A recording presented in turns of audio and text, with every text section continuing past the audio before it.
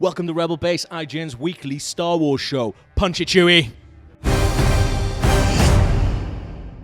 Daniel, there's so much Star Wars footage out there now. Yeah, there's going to be loads on December 17th. Yeah, it's basically a month ago until Star Wars, and last week we had not just the Asian trailer for the Asian markets dropping, which had a shed load of footage in it. Loads of which new is stuff. really, really good. And some extended stuff as well. Yeah. From stuff we've already seen. But then on Sunday night, a Twitter exclusive TV spot dropped. Yeah, With even more information and even more footage. Which was only 30 seconds. There's so much in it. But it feels like there's so much in it, so much so that I feel like we've pieced together the second act of the movie. Well, we did a rewind theatre for IGN.com, this site that you're watching right now, and we went through... Unless you're on YouTube. Unless you're on that's YouTube. a different website. And then different, or Snapchat. If you're watching on your PlayStation 4, again, that's not a website. Anyway, but we did a rewind theatre for that, and basically picking apart each shot, and I think we've pretty much pieced together everything that happens in the second act. What you're saying is we're really good at our jobs. Well, yeah, but there's so many. I'm tired of being so good, though. So there's one discussion to be had. Like, yeah,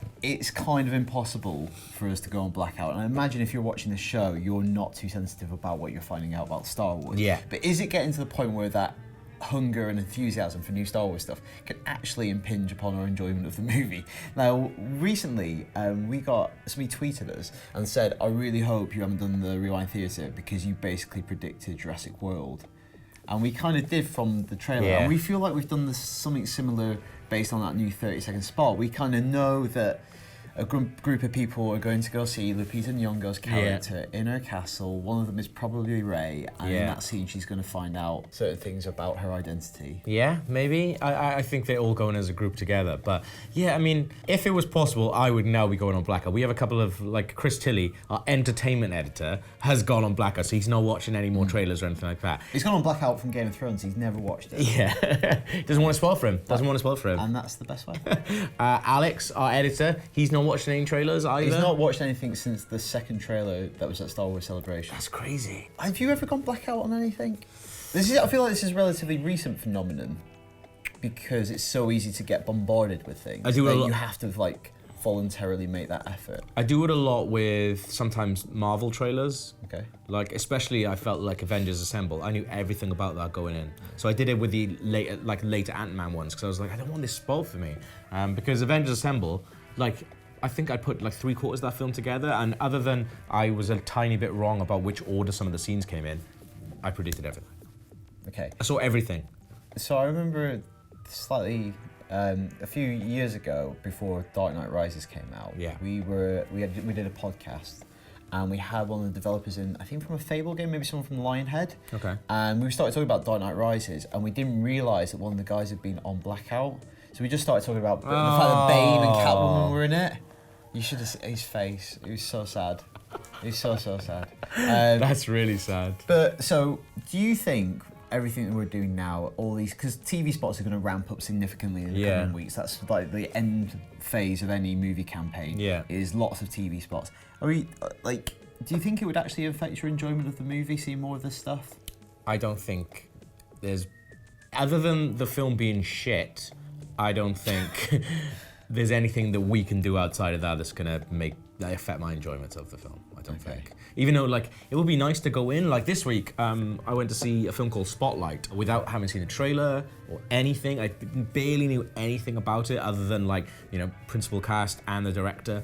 It's just so good to go see a film when you know nothing about it and then just have, be introduced to everything for the first time. Human beings are notoriously bad at this. They do psychological experiments called the marshmallow test with kids. Oh, it's amazing, yeah. So you give a kid a marshmallow and say, obviously you can just eat this marshmallow now. Yeah. But if you don't eat it, we'll give you 2 at a later date. Yeah. Uniformly, kids will just eat the marshmallow. Yeah. And then probably say Ghost did it. Yeah. Because that's what I did as a kid. But why is that? Why is that relevant to this? Deferring enjoyment. Right. Can you not see the connection? I couldn't for the a fact second. that you want Star Wars so badly that you will watch new Star Wars footage every day if they put it out, even if you will get an entire film at a later date. Yeah, but they're not going to give me 2 Star Wars if I don't watch the Star Wars trailer. No, but it's like more Star Wars. Yeah, I know. I'm not saying a trailer is a marshmallow, but you need a little bit. You need to be able to see equivalents to understand metaphors. Is what I'm saying. Yes, but I think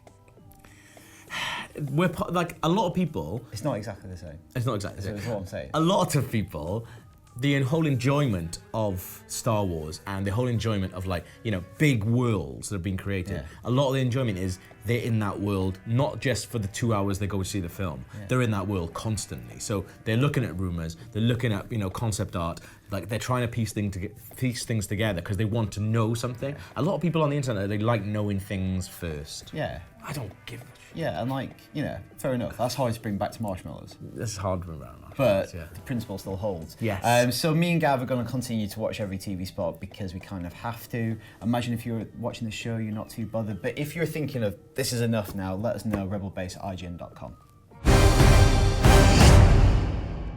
This is time for Force Feedback. You've got me saying it now. So first message is from Nick in California. Yeah.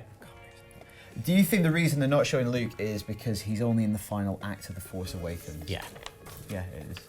That's probably what it is. I don't think he's in it for very long. I know. I think it's almost they'll invert the Yeah. structure of New Hope, where Ben's there at the beginning and then kind of goes away. I think Yeah. Luke will be here at the end, and then probably sadly leaves us sometime in Episode 8. Yeah. I think that's probably what's going to happen. I think that's It would right. be awesome for him to turn up to save the day. There's a theory where Finn's fighting Kylo Ren in the forest, and it Yeah. looks like he's not going to win that fight based on current training. Yeah. That Luke's going to show up and show him what's what. It's only a month to go, man. We're gonna have all the answers to these questions. Probably know soon Amazing, enough. yeah. But yeah, so we had an email from Jada McAllister who really picked apart the Asian trailer. But one shot that was in there that I was watching it on the bus with my girlfriend, and I was like, I know what that shot is, and I told her, and she was pretty pissed off. I think there's a shot, and as we've seen kind of other variations on it throughout other trailers as well, but I think there's a shot where we see Chewbacca die, or he's hurt. There's a shot of Rey crying over, and if you look, the fur suggests that it's quite a furry little being, and I think... Did he just have a coat on? No, I think Chewbacca's gonna die. I would hate it to happen, but because there's lots of reasons why, because Peter Mayhew, he's getting on a bit, and he struggles to walk now and again, but he is back for Force Awakens. And in the last trailer, showing blowing up stuff. Maybe he blows himself up. What an ignominious end. I think,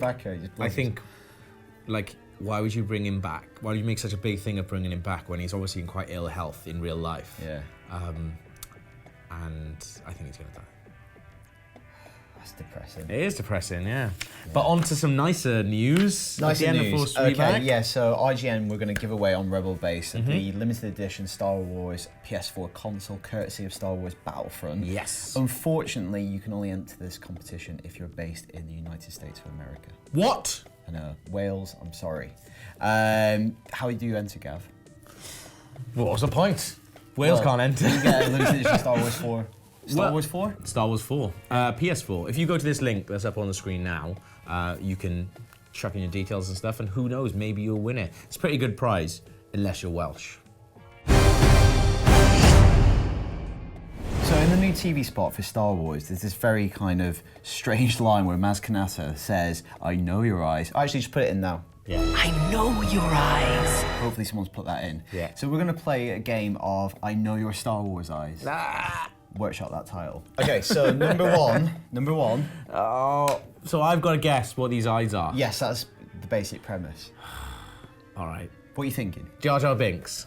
Yes, of course it's Jar Jar Binks. I hate quizzes because I hate getting things wrong. Okay, second one. Chewbacca. That's too easy, isn't it? I It's thought. fine. They're obviously going to get harder. Well, yeah, obviously they are. Oh, Cooper, I hate getting things wrong Well, so you might much. get all these right. All right. Okay, number 3. Wicket. Oh, maybe I should have made this much harder. Shut up. Oh, that's good. Is it a lady? It's not. Ewan McGregor as Obi-Wan Kenobi. It is as well. Yes. I should have made this How harder. many? What have I got? You got 4 out of 4. How many is there? There is 11. And who does a quiz that's 11? You do 10 plus 1. Yeah, if it's a tie break, I cannot tie break them It's with not going to be myself. tie break. Yeah. Ooh. George Lucas. It is George Lucas. Yeah. That was meant to be a bit of a trick one. Yeah, you, Cooper. That's old Ben Kenobi, Alec Guinness. It is as well. Old Oh no, I Kenobi. should have made this much harder. Max Rebo. Bloody hell. I should have made this really obscure. That's it. How many have I got? You've got as many as we've done. That's Emperor Palpatine. No, it's actually Senator Palpatine. Senator Palpatine. You're not having that one, so you got one wrong at least. Oh shit. The frick is that? Okay, I'm glad this one you're at least struggling with.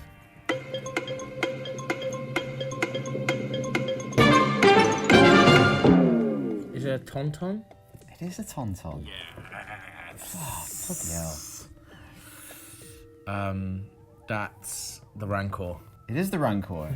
You've actually got 10, and I basically cheated you out of one. I thought it was gonna be really hard. Do you know what I was Should have made that googling? much harder. What I was googling was the singer in Max Rebo's band just before the song, because I was just like, what's her name? Well, I thought I was doing like really. I thought. Fine. That was really good. Well, it's good because you did really well at it. How many did you get? Let us know, rebelbase@ign.com. And for everything else Star Wars, stay right here on IGN. And eyes.